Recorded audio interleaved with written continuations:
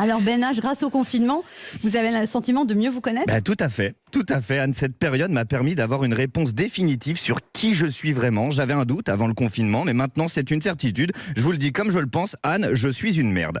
Je m'explique. Lorsque le président de la République a décrété le confinement à la mi-mars, moi j'ai vu cette période à durée indéterminée comme le moment que j'attendais. Une bonne raison de se motiver enfin à devenir l'homme que je rêve d'être depuis toujours. Dans ma tête, la machine était lancée et le plan était clair, m'enfermer médiocre pour ressortir brillant. Ce confinement sera une révélation. Non, mieux que ça, ce confinement sera une révolution.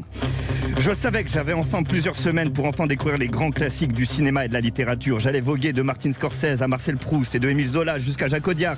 Je savais que j'avais des jours et des jours pour effleurer Schopenhauer, Spinoza ou Descartes. Je savais que j'avais le temps pour enfin mettre mon corps à l'épreuve de ce qu'on appelle le sport, avec un coach beau gosse sur internet et un tapis de sol dans mon salon. Je savais que j'avais assez de temps pour peaufiner mon niveau d'anglais, apprendre à cuisiner sainement, découvrir l'art du massage shiatsu et enfin essayer avec ma copine les positions du bretzel amoureux et de la cuisine portugaise. Bref, un parfait mélange bien dans ma tête, bien dans mon corps, bien dans mon slip. Sauf que nous sommes désormais à près de 3 semaines de confinement et force est de constater que mon plan de révolution personnelle est un échec total. Qu'est-ce que j'ai fait dans tout ça? Rien. Si Christophe Colomb avait eu le même degré de motivation que moi, on n'aurait toujours pas découvert l'Amérique. Bon, j'ai posé le texte d'Émile Zola, j'accuse sur ma table de nuit le premier soir, mais ce matin, je ne peux toujours pas vous dire qui il accuse le mec. Schopenhauer, Spinoza, bon, j'ai sorti des noms là, mais pour tout vous dire, je les ai juste cherchés sur Google hier soir pour vous écrire ce papier. Il y a 24 heures encore, je pensais que Schopenhauer, c'était une marque d'imprimante 3D.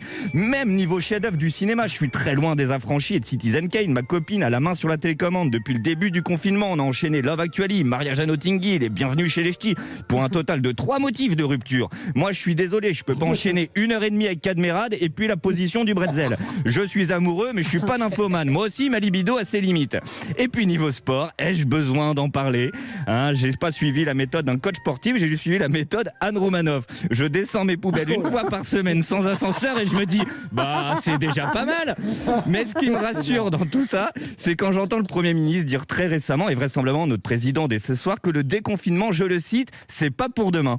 Bon, je me dis que j'ai peut-être encore un peu de temps pour découvrir Schopenhauer. Pas trop tard. Bravo.